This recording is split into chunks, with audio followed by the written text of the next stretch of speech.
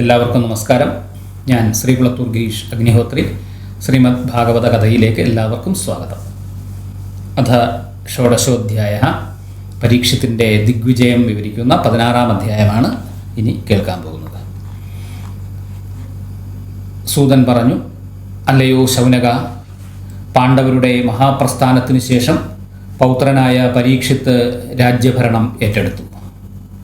ജനന സമയത്തെ പ്രവചനം പോലെ തന്നെ അദ്ദേഹം മഹാഗുണങ്ങൾ തികഞ്ഞവനും ഭാഗവതോത്തമനുമായിരുന്നു. അദ്ദേഹം ഉത്തരൻ്റെ പുത്രിയായ ഇരാവതിയെ വിവാഹം കഴിച്ചു. അവളിൽ അദ്ദേഹത്തിന് ജനമേജയൻ മുതലായ 4 പുത്രന്മാർ ഉണ്ടായി. ജനമേജയനെ കൂടാതെ ശ്രുതസേനൻ, ഉഗ്രസേനൻ, ഭീമസേനൻ എന്നിവരാണ് മറ്റ് 3 പുത്രന്മാർ.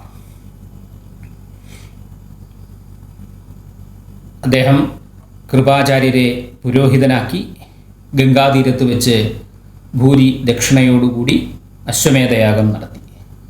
ഈ യാഗത്തിൽ ദേവന്മാർ സ്ഥൂല ശരീരികളായി തന്നെ പ്രത്യക്ഷപ്പെട്ട് ആവിർഭാഗം കൈക്കൊണ്ടു. പരാക്രമശാലിയായ പരീക്ഷിത്ത് ദിഗ്വിജയ സമയത്ത് ഗോമിഥുനങ്ങളെ പാദങ്ങൾ കൊണ്ട് പ്രഹരിക്കുന്ന കലിയെ കണ്ടെത്തി. ശൂദ്രനും രാജലക്ഷണങ്ങൾ ധരിച്ചവനുമായ കലിയെ അദ്ദേഹം സ്വശക്തി കൊണ്ട് കീഴടക്കി.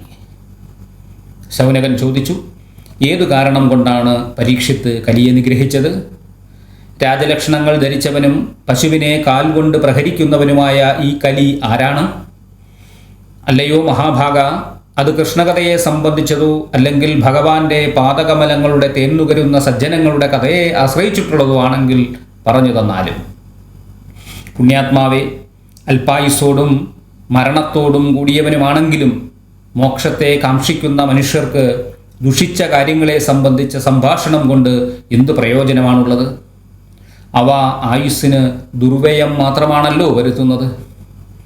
ഈ യാഗത്തിൽ പശുഹിംസ നിർവഹിക്കാനായി യമദേവനെ തന്നെ ആവാഹിച്ചിരിക്കുന്നു. യമദേവൻ ഇവിടെ ഇരിക്കുന്നിടത്തോളം കാലം ആർക്കും മൃത്യു സംഭവിക്കുകയില്ല.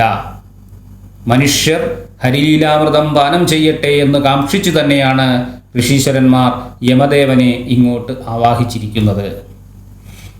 അലസനും മൂഢാത്മാവും അല്പായുസ്സോടുകൂടിയവനുമായ മനുഷ്യൻ്റെ ജീവിതകാലം രാത്രി നിദ്രയും പകൽ വ്യർത്ഥകർമ്മങ്ങളും അപഹരിക്കുന്നു.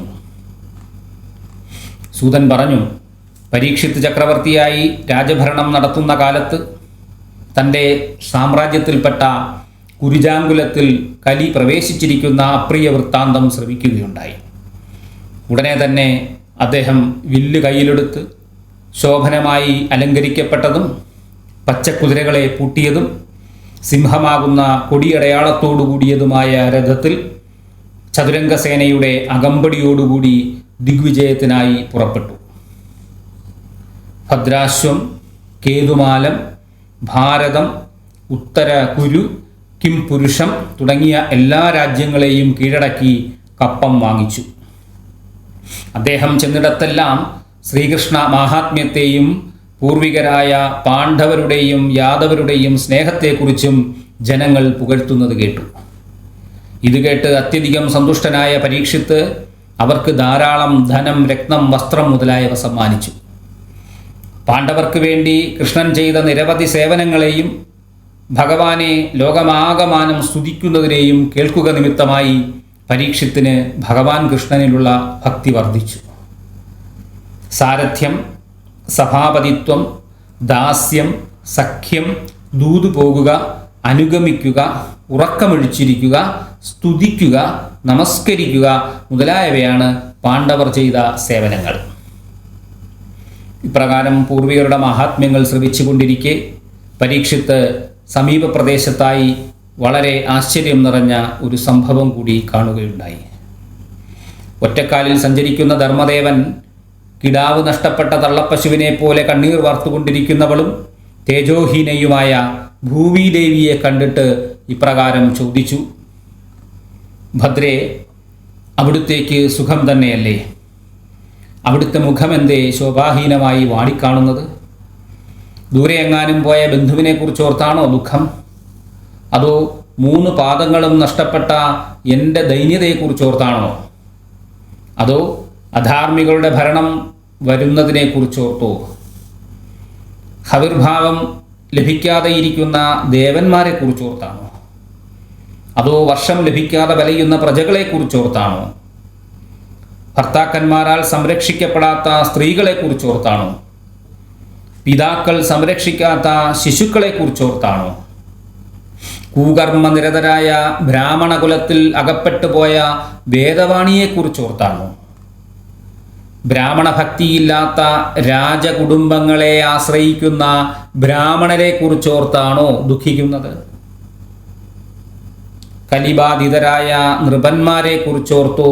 അവരാൽ നശിപ്പിക്കപ്പെട്ട രാജ്യങ്ങളെ കുറിച്ചോർത്തോ? തന്നിഷ്ടം പോലെ ആഹാരം, സ്നാനം, വസ്ത്രധാരണം, മൈഥുനം മുതലായവ ചെയ്യുന്ന മനുഷ്യരാശിയെക്കുറിച്ചോർത്തോ ആണോ ദുഃഖിക്കുന്നത്? ഭൂഭാരം തീർക്കുന്നതിനായി അവതരിച്ച ഹരിയുടെ വിയോഹം സഹിക്കാനാകാതെ അദ്ദേഹത്തിൻ്റെ ലീലാവിലാസങ്ങളെ ഓർത്തുകൊണ്ടാണോ ദുഃഖിക്കുന്നത്?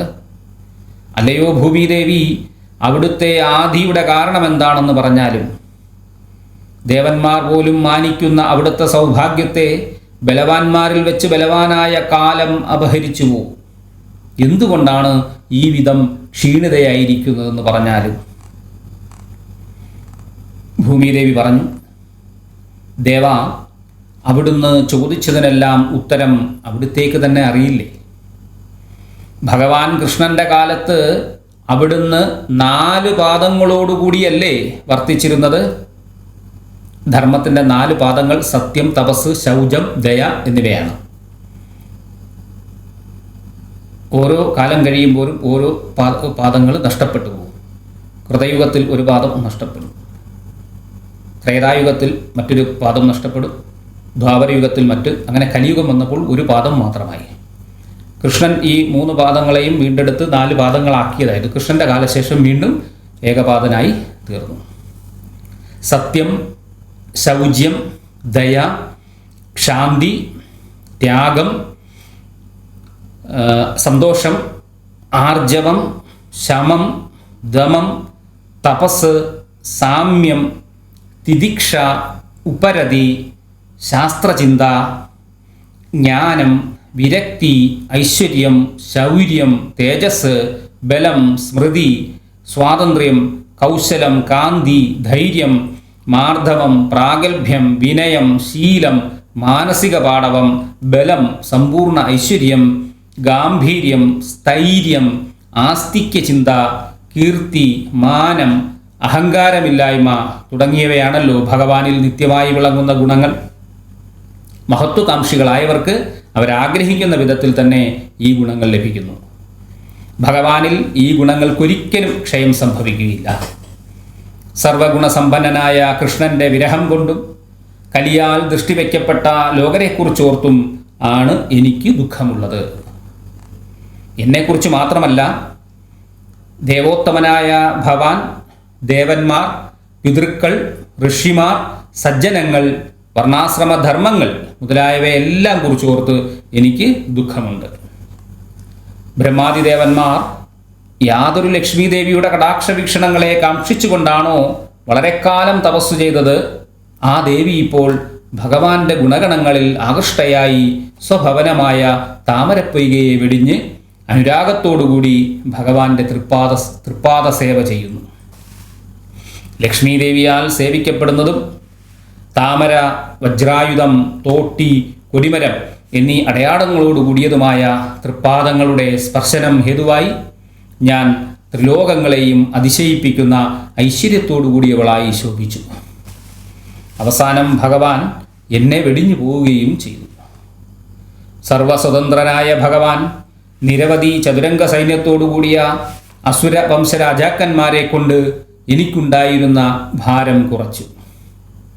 ദ്വാപര യുഗത്തിൽ 2 പാദങ്ങളോടുകൂടിയവരായിരുന്ന അവിടുത്തെ പൂർണ്ണപാദനാക്കി.